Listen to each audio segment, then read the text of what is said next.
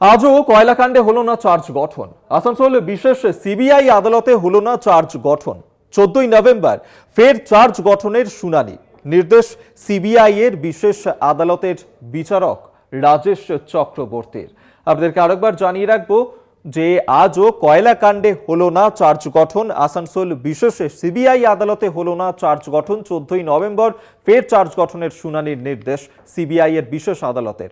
আমরা এই নিয়ে কথা বলবো। পবিত্র বন্দ্যোপাধ্যায় আমাদের সঙ্গে টেলিফোনে রয়েছেন প্রতিনিধি। পবিত্র, দেখো অভিক, তুমি ঠিকই বলেছো যে এই যে আসানসোলের সিবিআই বিশেষ আদালতে যে আজকে কয়লা কাণ্ডে প্রায় 47 জনের চার্জ গঠন হওয়ার কথা ছিল, কিন্তু আজকে চার্জ গঠন হলো না এবং আগামী চার্জ গঠনের দিন 14ই নভেম্বর ধার্য করেন বিচারক রাজেশ চক্রবর্তী।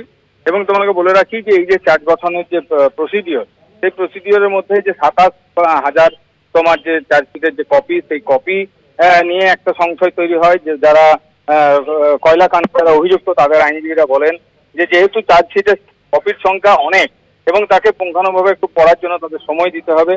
পাশাপাশি তোমাকে বলে রাখি যে আজকে আসানসোলের যে সিবিআই আদালত, সেখানে এই যে কয়লা কাণ্ডে যুক্ত বেশ 9 থেকে 10টি কোম্পানি এবং তাদেরও আজকে শুনানি ছিল, তাদের লিকুইডেশনের শুনানি হয়েছে এবং তাদের সেই শুনানির জন্য 21শে সেপ্টেম্বর আবার পুনরায় তাদের শুনানি হবে।